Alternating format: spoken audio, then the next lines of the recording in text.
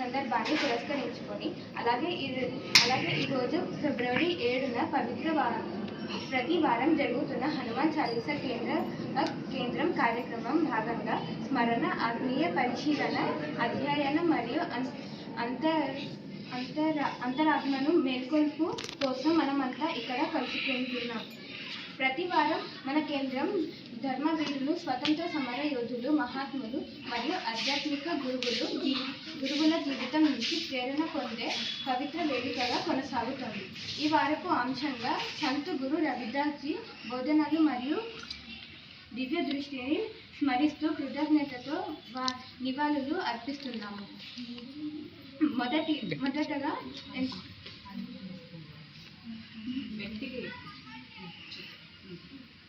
మొదటగా ఎంతో అంకిత భావంతో, క్రమశిక్షణతో, భక్తితో ఈ కేంద్రాన్ని నిత్యం వచ్చేస్తున్న కార్యకర్తలు మరియు భక్తులందరికీ నా హృదయపూర్వక ప్రణామాలు మరియు కృతజ్ఞతలు. మీ నియబద్ధత నిజంగా బజరంగబలి శక్తిని ప్రతిబింబిస్తుంది. మన కేంద్రం కేవలం వారపు సమావేశం మాత్రమే కాదు, ఇది విలువలు, హిందూ సమాజ ఐక్యత, భక్తి మరియు సామాజిక సామరస్యంతో కూడిన పవిత్ర ఉద్యమం.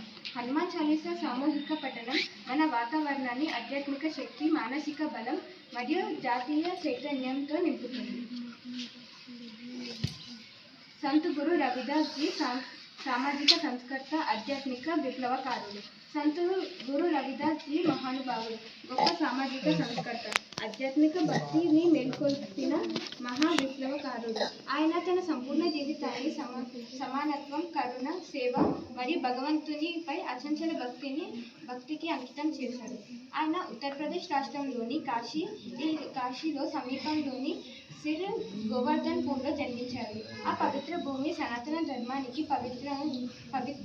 ప్రతీకగా నిలిచింది. కులం, హోదా, సంపద లేదా ప్రత్యేక స్థానం కంటే హృదయ పవిత్రత, సమానత్వం భావన మరియు సర్వజన సోదరత్వమే నిజమైన భక్తికి ఆధారం అని ఆయన తన నిర్భయ స్వరం ద్వారా లోకానికి బోధించారు.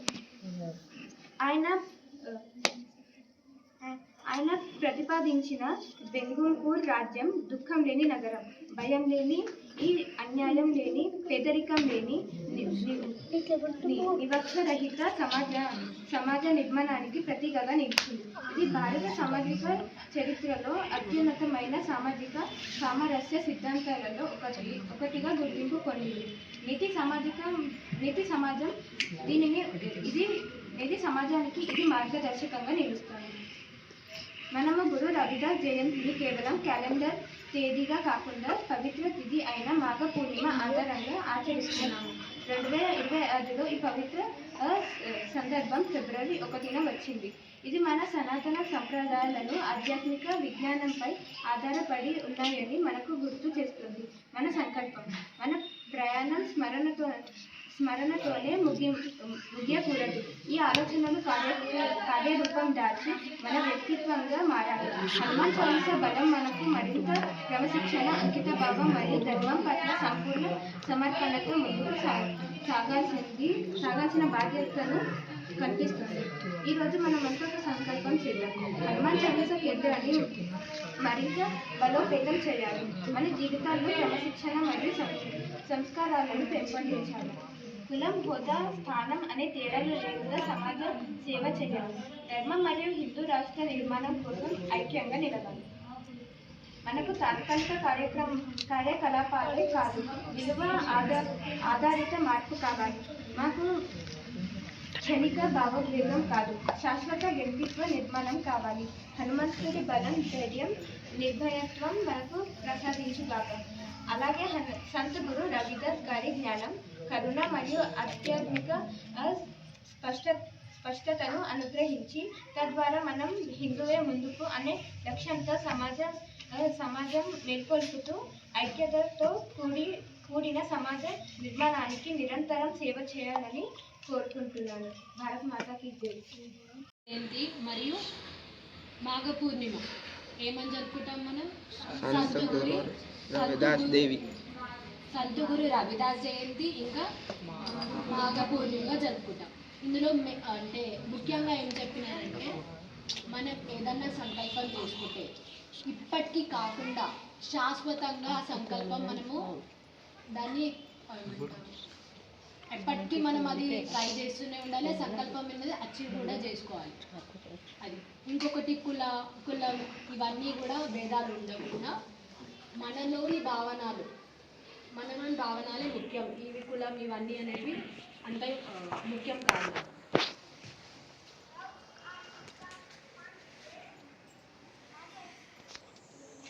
ఈ సంత గురు రవిదాస్ జీ మహానుభావుడు, గొప్ప సామాజిక సంస్కర్త, ఆధ్యాత్మిక భక్తినే మేల్కొల్పినవాడు. గొప్ప సామాజిక సంస్కర్త అంటే సొసైటీ గురించి వర్క్ చేసినాడు.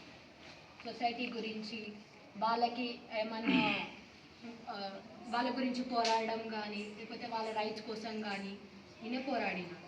అందుకే ఈయన మహానుభావుడు అని అంటాం. మహావిప్లవకారుడు అంటే ఆయన తన సంపూర్ణ జీవితాన్ని సమానత్వం, కరుణ, సేవ మరియు భగవంతునిపై అంచెలంచెలుగా భక్తిని అంకితం చేశారు. సమానత్వం అంటే యూనిటీగా, కరుణ అంటే కరుణ భావంతో, అంటే దయ చూపడం అలాంటి భావనలతో ఉండడం.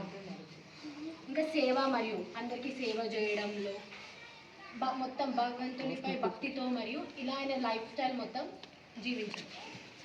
ఆయన ఉత్తరప్రదేశ్ రాష్ట్రంలోని కాశీ సమీపంలో గోవర్ధనపురిలో జన్మించారు.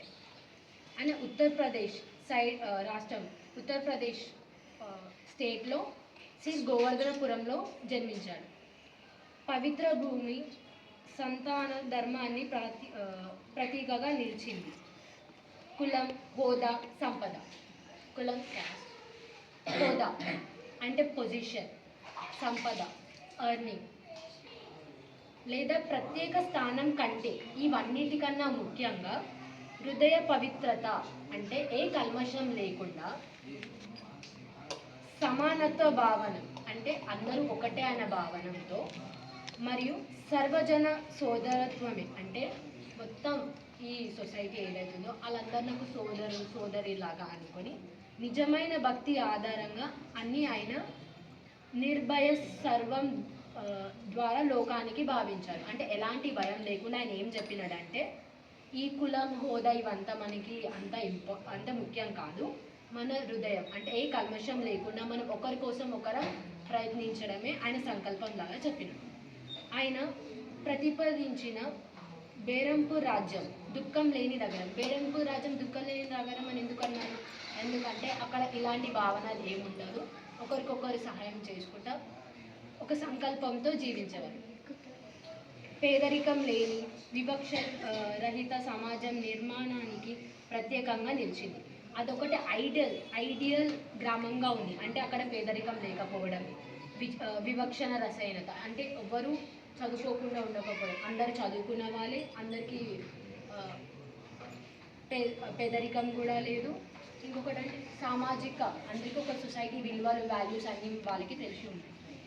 ఇది భారత సామాజిక చరిత్రలోనే అత్యున్నతమైన సామాజిక సమావేశ సిద్ధాంతాలతో ఒకటిగా గుర్తింపు పొందారు. అంటే మొత్తం మన భారతంలోనే ఇది ఒక చరిత్ర ఆత్మకథగా మొత్తం నిలిచిపోయిందనమాట. ఈయన సంకల్పం గురించి ఒకటిగా గుర్తింపు పొందింది. నేటి సమాజం కూడా ఇది మార్గదర్శగా నిలుస్తుంది. ఈయన చేసిన పనులన్నీ ఇప్పుడు వచ్చే సొసైటీ వాళ్ళకి కూడా ఒక ఐడియల్ లాగా ఉంటుందన్నమాట. మనం గురు రవిదాస్ జయంతి కేవలం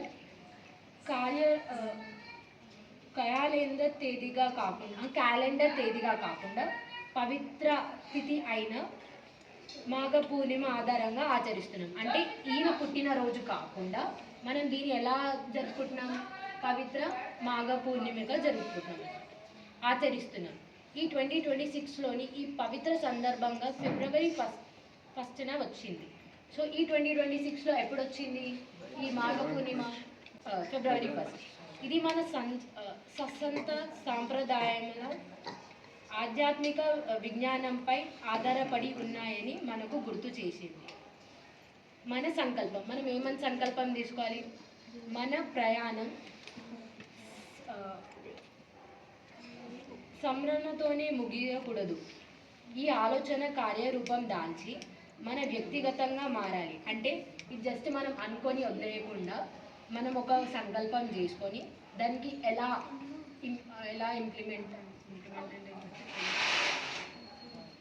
ఎలా ఆచరించాలి, ఇవన్నీ కూడా మనం చేయాలన్నమాట. మన వ్యక్తిగతంగా మారాలి. వ్యక్తిగతంగా అంటే సెల్ఫ్గా మారాలి. అంటే ఈ ఆలోచనలన్నీ తీసేయాలి. హనుమాన్ చాలీసా బలం మనకు మరింత క్రమశిక్షణ, అంకిత భావం మరియు ధర్మం పట్ల సంపూర్ణ సంపన్నాలతో మనం ముందుకు సాగాలని బాధ్యత కల్పిస్తున్నాం. సో మనం ఇది ఎందుకు ముఖ్యంగా నేర్చుకుంటామంటే సంకల్పం చేద్దాం. అందరూ మళ్ళీ నాతో చెప్పారు. హనుమాన్ చాలీసా కేంద్రాన్ని మరింత బలోపేతం చేయాలి. మరొకసారి హనుమాన్ చాలీసా కేంద్రాన్ని మరింత బలోపేతం చేయాలి. మన జీవితాల్లో క్రమశిక్షణ మరియు సంస్కారాలను పెంపొందించాలి. కులం, హోదా, సంస్థ అనే తేడా లేకుండా సమాజ సేవ చేయాలి. ధర్మం మరియు హిందూ రాష్ట్ర నిర్మాణం కోసం ఐక్యంగా నిలవాలి. మాకు తాత్కాలిక కార్యకలాపాలు కాదు, విలువ ఆధారిత మార్పు కావాలి. మాకు క్షణిక భావోద్వేగం కాదు, శాశ్వత వ్యక్తిత్వ నిర్మాణం కావాలి. హనుమంతుడి బలం, ధైర్యం, నిర్భయత్వం మనకు ప్రసాదించుగాక. అలాగే సద్గురు రవిదాస్ గారి జ్ఞానం, కరుణ మరియు ఆధ్యాత్మిక స్పష్టతను అనుగ్రహించి తద్వారా మనం హిందువే ముందుకు అనే లక్ష్యంతో సమాజ మేల్కొల్పుతూ ఐక్యతతో కూడిన సమాజ నిర్మాణానికి నిరంతరం సేవ చేయగలగాలి అని కోరుకుంటున్నాం. భారత్ మాతా కీ జై.